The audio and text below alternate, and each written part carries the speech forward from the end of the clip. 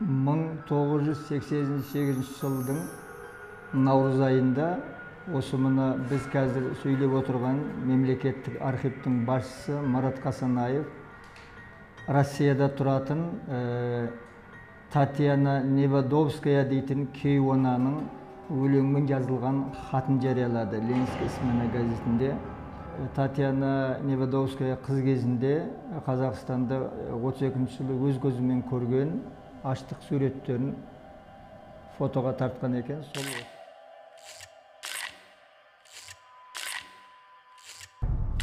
Татьяна 30 жылдары Қазақстанда өмір сүріпті. Ол кезде 19 жаста екен. Ал Ленинская смена газетіне басылған аштық туралы әйгілі өлең көз алдында мұз құрсанған өліктер сұлық қалды, шырылдаған сәбилер суып қалған омырауды тырмалап деп басталып. Білмейді олар Мәскеу жақта той тойлап, мәз-мейрам боп, астық жиып жатқан деп жалғасып кете барар еді. Совет заманында ашаршылықты сөз ету міне осынау шумақтардан басталса керек.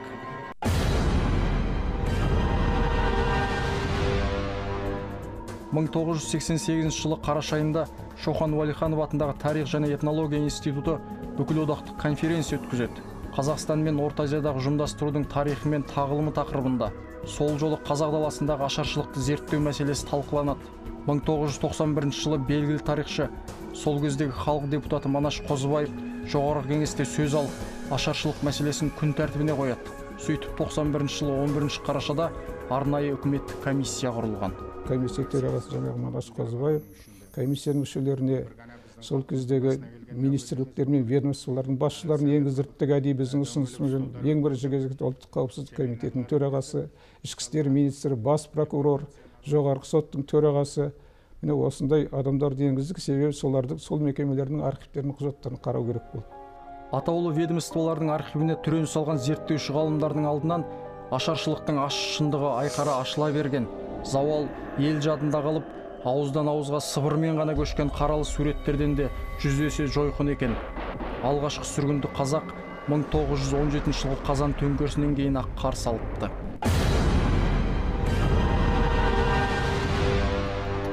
Қырсық бір айналдырғанда шыр айналдырып, қазан төңкерісінен кейін азамат соғысы басталады. Қазақ даласы сол соғыстың табанына түседі. Ел үшін сүзек жайлап, оңтүстік өңірлерде егін шықпай қалады. Оның үстіне 1918 жылдың 13 мамырынан большевиктер үкіметінің азық-түлік тәркілеу саясаты күш алады. Диқаншылығы мәз емес, күні 4 түлікті қарап отырған қазақтың малы талауға түседі.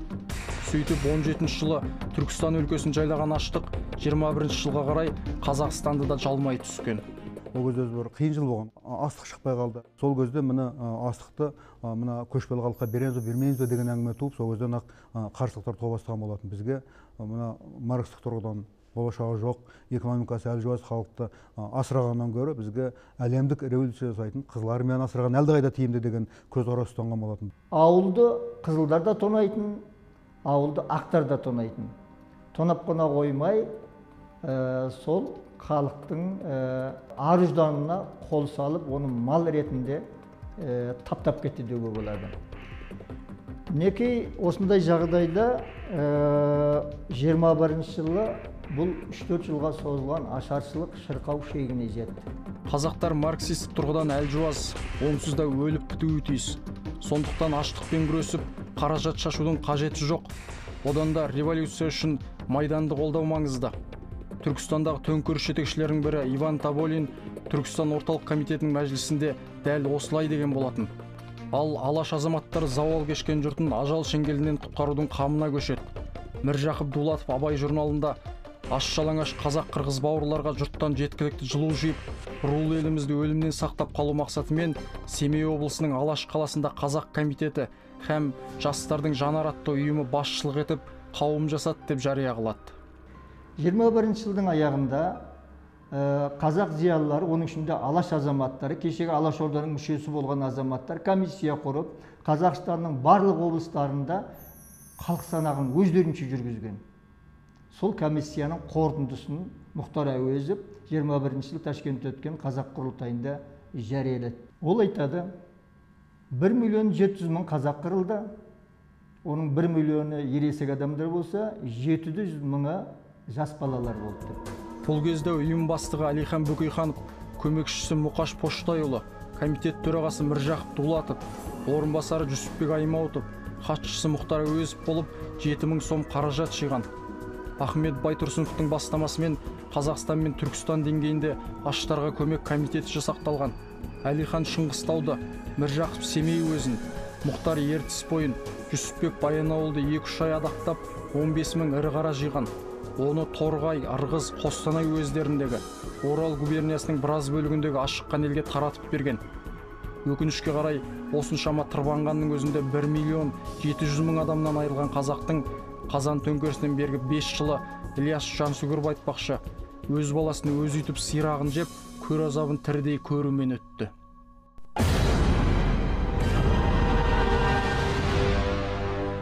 Анау 1917 жылы Қазан революциясынан кейін орнаған кеңес мемлекеті батыс елдерінен өзгеше, саяси, экономикалық құрылымы өзгеше мемлекет болатын. Сондықтан оған әрине сол революция сол өз елдеріне де тарап кетпес үшін жан-жақтан Америка Құрама Штаттары, Ұлыбритания, Франция сияқты мемлекеттер экономикалық блокада жасады. Британия дипломатиялық байланысты шорт кесіп, 1929 жылдар тіпті Ресеймен соғыс жағдайына дейін аңдасады. ақш 33 жылға дейін тым-тырыс жатып алады. Осылайша батыс алпауыттарынан қарыз алып, артта қалған аграрлық Ресейді алдыңғы қатарлы индустриялы елге айналдырам деген Сталиннің есек дәмесі күл талқан болады. Көзі қарауытқан коммунистер ендігі қайырды ауыл шаруашылығынан күткен. Ал шаруа жайы мен қара шекпендерді қара шегірткеше қаптатсаң да шеті кетілмейтін байтақ қоныс қазақта ғана бар еді. Патша заманында басталған Столыпиндік отарлау реформасының большевиктер тұсындағы сталиндік жалғасы осылай қолға алынады.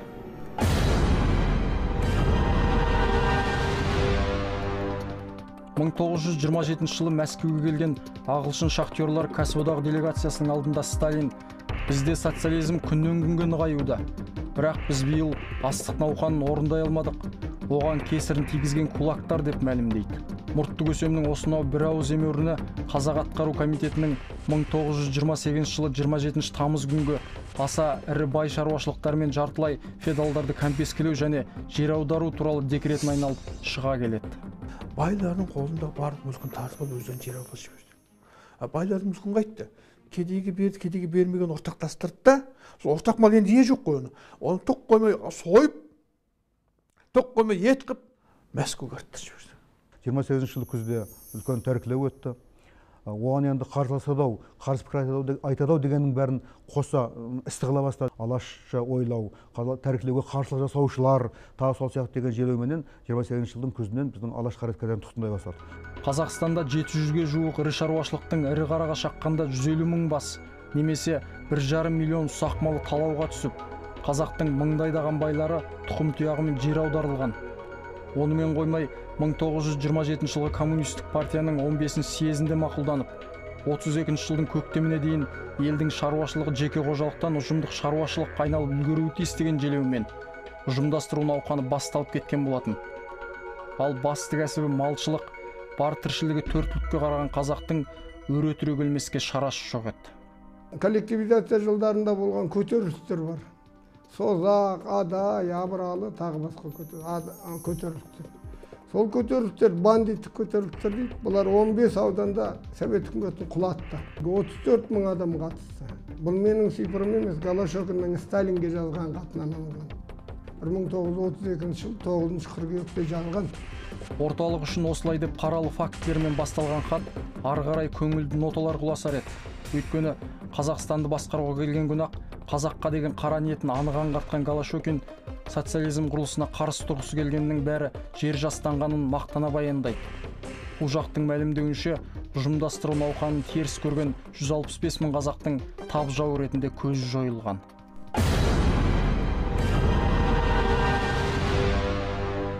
Голошокиннің ақпан төңкерісіне дейінгі өмірі қуғын сүргінмен өткен. 6 жылда 7 рет абақты көрген қаны бұзық, зұлымдығы зіл батпан адам еді. Қазақ оны қужаға атандырғанда өзіне төнген ажал сұлбасын анық аңдаса керек. 1918 жылы 2 Николай патшаның жанұясымен бірге жаһаннамға жіберу арқылы партияластарының сеніміне кірген ол 25 жылы Қазақстанның тізгінін алады. 25 жылы күзде бізге орталықтан Голошокин келді басшылыққа. сол орталықтың эмиссары ол мүлдем басқа саясат жүргізді. Өйткені орталықтан олар қазақтың жай күйін әбден зерттеп келген өзінше. Олар жалпы сана сезімін қырнап, бір белгілі бір ойлау пайымын қалыптастыру, оларды тек коммунистік тұрғыда былай қараған уақытта даярлау мәселесімен келген. Келе Қазан революциясы қазақ ауылдарын айналып өтіпті деп байбалам салып, Сталинге өзінің алдағы саяси бағытын нұсқап хат жазып, батасын алып, кіші Қазан тобалаңын бастап келіп жібереді. Олар ойлап Америкадағы үндістерді қалай қырған американдықтар. Сол тәсілді пайдаланбақ болған ғой. Пайдаланған ғой соны. Американдықтар сол үндістермен соғысып, жаңа мойығынан кейін бұлар не істеу керек? Олар тау тасқа тығылып қалады жаңағы. Өздері мерген болады, жауынгер болады. Сонда бұлар ойлап, ана жейтін тамағын құрту керек дейді. Бизон болмаса үндісте болмайды дейтін америкалық тәсілдің сталиндік нұсқасымен әуелі қазақтың ірі байлары мен орта шаруаларын тутала қайғылды. Одан соң ұжымдастыру дүрбелеңмен Жарлы Жабықайдың көтерем торпағына дейін қисып бұрып, колхоз меншігін өткізді. Бір-бірінен күншілік жерде отырған ауылдарды қыс ішінде күштеп көшіре бастады. Қарсыласар дәрмен жоқ еді. Қазақ өлкелік комитетінің хатшысы Галиудовтың колхоздасуды жылдамдату үшін теріс пиғылды 15-20 адамды атып тастауға болады дейтін сөзі газетке басылып, бұрынғыдан бетер еркінсіген шолақ белсенділер бас көтергенді қанға бөктіретін болды. Қазақ даласында ұлы жұт басталған. Ауылдардағы, алыс аудандардағы адамдардан қырылып жатқан, әрбірден келген адам етін жеуге дейін барған сорақылықтар туралы ешбір жергілікті басшы қызметкерлер жоғарыға баяндаған жоқ. Тек сылап сипап қана анау ауылда, Бәленбай ауылда ашаршылық жаңағы байқалады, адамдарға азық-түлік тапшылығы байқалады деген сияқты сөздермен айтады. Заман Қазақстанда газет істеп жүргенде Жұмабай Шаштай деген бас редактор бір күні архивқа барып, мемлекеттік, сонда 32 жылға социалды Қазақстан деген газеттің тігінділерін алып, сол материалдарды қарап, мақала жазып алып келіңдер деді. Сонда қайран қалғанын мен жағамды ұстадым. Сонда халық миллиондап қырылып жатыр қазақ. Ал ана газетте социализмнің жаңағы жеңіске жетіп жатқандар туралы бір жеңімпаз репортаждар, аштық туралы бір ауыз сөз жоқ. Мәшһүр Жүсіп Көпеев келер жылы сүйектерін қайда шашылып қалғанын білмессіңдер деп, өлерінен жыл бұрын өзіне ас беріпті. Айтқандай ақ келер жылы кісі бойындай қар жауып, боран қасқыр шұлып, 1931-дің қандазу мешін жұты күллі қазақ даласын албастыдай басып жатты. Шешем менімен емізулі қарындасымды алып, төркініне қарай кетіп бара жатты. Мақсаты бізді сақтап қалу. Кеш құрмет. Үйірлі қасқыр алдымызды орап, о жағымызға бір шығып, бұл жағымызға бір шығып айналсоқтай берді. Шешем айғайға басып, таяғын шолтаңдатқанымен, қасқыр бәрібір әлсіз екенімізді аңдаған еді. Шешем қасқырды алдаңқырап қалдыру үшін құндақтаулы қызын жерге қойып, аштан бұратылып, әзер келе жатқан мені арқалап алып жөнеп берді. Сөйтіп елге жетіп, улап-шулап қайта келгенде там-тұм болып шүберек қана қалған екен. Аштық Алаш баласының буынына түскенде большевик көсемдерінің қазаққа деген қысас саясаты да барынша күшіненген. 1931 жылдың жаманатты хабарын Кремльден Қазақстанға Анастас Микоян жеткізеді. Микоян 30 жылдар үкімет төрағасының орынбасары, КСРО жабдықтау сауда министрі болатын. 1931 жылы ақпан айында сол Алматы қаласына келіп, Қазақ өлкелік партия комитетінің бюросының мәжілісін өткізіп, соған қатынасады. Сонда Қазақстанға сол кездегі жаңа тәртіп бойынша 2 айдың ішінде қаңтар ақпан мемлекетке тапсыратын мал басының 70%-ын орындау туралы ол мәселе көтерді. Іздегенге сұраған Голошекин елді шектен тыс ет салығына жүгіндіреді.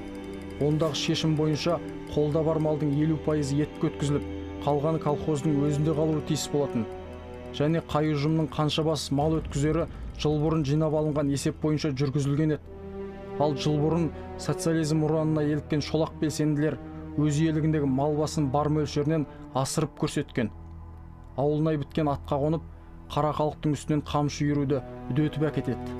Ал салықтан жиналған мал етке өткізіліп, Ресейдің орталық қалалары мен Сібір, қиыр шығысқа жөнелтіліп жатты. Голошекин немесе Сталин әрбір қазақтың ауылына, оның қорасына барған жоқ.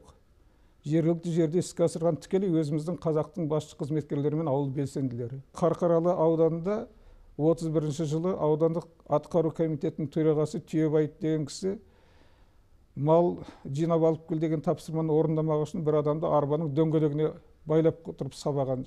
Жарты жылда Қазақстандағы барлық малдың 80% етке өткізілген. Қазаққа қырғын таптыру ісіне білек сыбана кіріскен Голошокин 1931 жылы 9 желтоқсан күні: "Жолдастар, отанымызға жүн керек, қысқа мерзімде 100 тонна жүн өткізіңіздер" деп жарлық шашады. Мүмкін емес еді. Өйткені мұншама мөлшерде жүн беретін аша тұяқ жоқ. Болса да қазақ қыста қой қырықпайтын. Алайда Қарабасының амандығы үшін ағайын туғанды құрбандыққа шалған ауылпарком хатшылары мен шаруашылық меңгерушілері әр қазақтың желкесіне тұрып, қорасындағы бір декіл қараның жүнін сыпырып алады. Қырқылған арық қой суықтан қырылып жатты.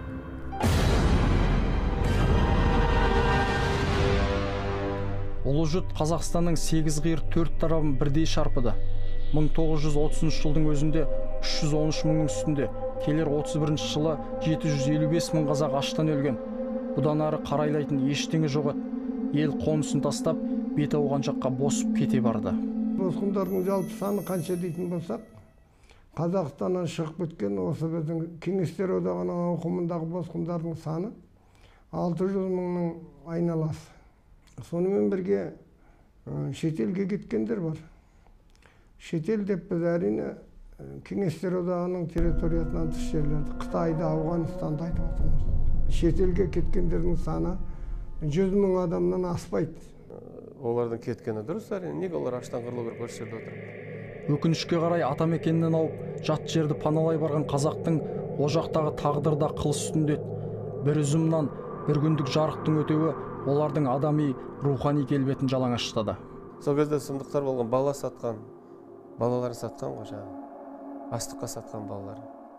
Сөйтіп біздің қарагөз кішкентай бүлдіршіндеріміз кім көрінгеннің қолында кеткен ғой жаңағы. Кішкентай балалар.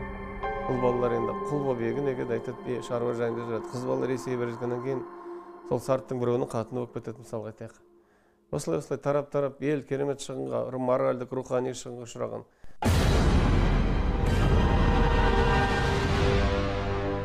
Сталиндік зұлматтың отын маздатып отырған жендеттер енді қазаққа мүйіз салығы мен шүберек салығын салған. Жинап алып түк қоймай өртеп отырған. Үрерге иті сығарға биті қалмаған қазақтың мүйіз салығынан құтыла алмасы анық еді. Ал ескі құсқы киімдерін алаша сырмақтан тартып қылаяғы қыларқанға дейін сыпырып алған шүберек салығынан кейін қазақ бір жола тышқан аулауға көшкен болатын. Қас қылғандай сол жылдар даладағы тышқандар да құрып кетіпті деседі. Камил Ақышев деген кісі бар. Алтын адам тапқан. Осы кісі кем тара демеді. Қолының бар күйік болған жарты денесі. 32-ші жылы аштықтан өліп жатырмын дейді. Пестің түбіне жығылып болған екен, жартылай өртеніп кетіппін дейді. Бәрі қырылып болған дейді. Біреуге басымды көтер дейді. Қарасам, нағашым Қаныш Сәтбаев екен дейді. Сол кезде Қаныш Сәтбаев Жезқазған қаласында тұрады. Баян ауылдағы ауылына пикоп деген машинамен келіп дейді. Ауыл ешкім жоқ, қырылып болған, бір адам жоқ. Сонан 8 баланы жұрттан тауып алды дейді. Соның бірі менмін дейді.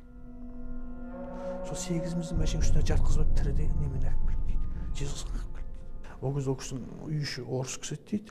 Жиіркеніп бізден. Бетімізден, қап-қара кірімізден қараған жоқ, айғайлап отырып әккісіге бәріміз жудырды дейді.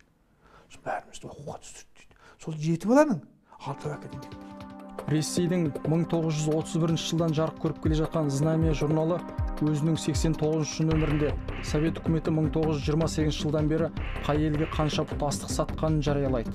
Бақсақ, 28 жылы шетелге 1 миллион пұт астық сатылған, 29 жылы 13 миллион, 30 жылы 48,3 миллион пұт астық шетел асқан.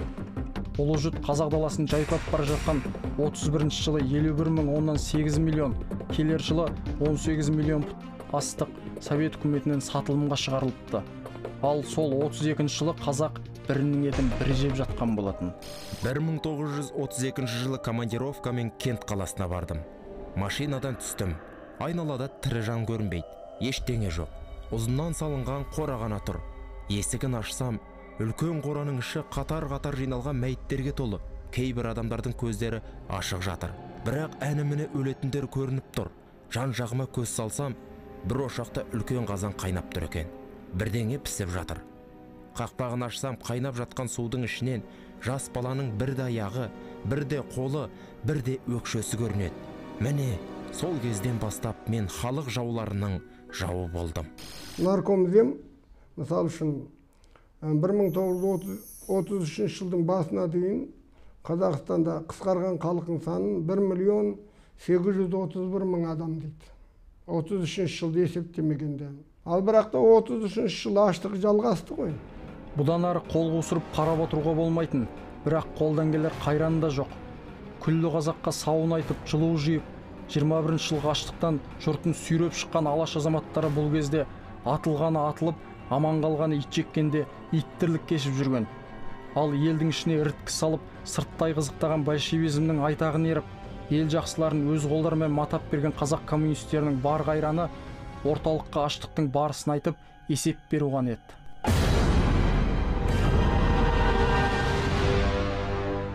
Ақмолада өткеннен кейін балуан Шолақ туған. Міне Қасым Хан ауыл ар жағы.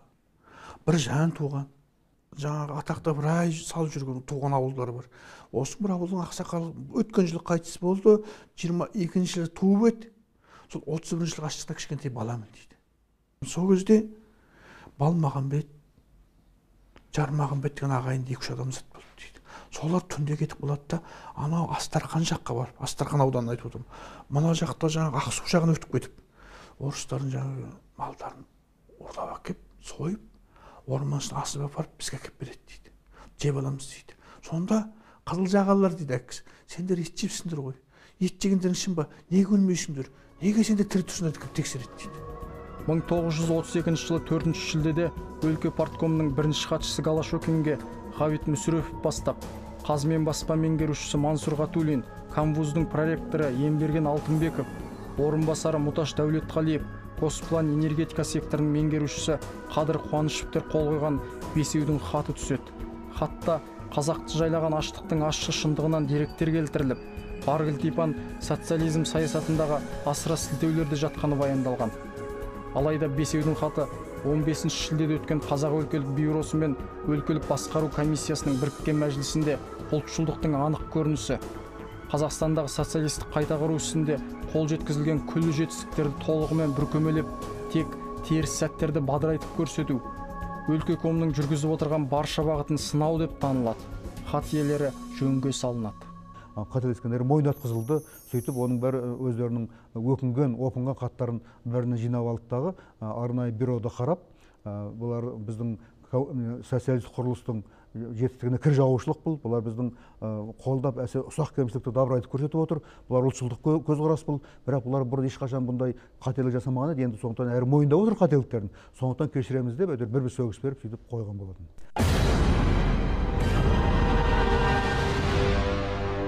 1929 жылғы 1 қаңтарға республикадағы мәлімет бойынша 47 миллион бас мал болса, ұсақ малға есептегенде. 34 жылдың 1 январында сонан 4,5 миллион ғана қалған екен. Алайда мал түгендерлік сыйқы жоқ еді қазақтың. 1897 жылы Ресей империясында алғаш рет халық санақ жүргізілген. Онда қырғыздың саны 201 мың, тәжік 350, түркімен 281, өзбек 726 мың екен. Қазақ 4 миллион 84 мың адам деп көрсетіліпті. Күллі Орта Азия халқы қазақтың жартысына да жетпеген. 1911 жылғы санақта қазақтың саны 8 миллионның үстінде еді. Арада 28 жыл өтіп, 1939 жылғы санақта түркімендер 760 мыңға, қырғыз 750, тәжік 900 мыңға шығып, өзбектің саны 3 миллион 900 мыңға жеткен. Ал қазақ небәрі 2 миллион 300 мың ғана болыпты. Қазақ содан қайтып 1929 жылғы санына 1970 жылы әрең ілінген. Сонымен ресми 32 жылдың есебі шығарылған қырылған қазақтың, Қазақстан халқының ол 2 миллион 300 мың. Ал енді 21 жылы шырқау шегіне жеткен ашаршылықтың шығыны 1 миллион 700 мың. Сонда ол екеуін қоссаңыз қарапайым арифметика 4 миллион халықтан біз айырылған болып шығамыз. От голода погибло в 29-33 годах почти 40% казахов. У нас было бы примерно 45-60 миллионов человек. Почти 40% просто от голода погибло. Бұл бүгінгі жұрттың әттең айы. Ал ол замандағы ахуал мүлдем кері қарайды.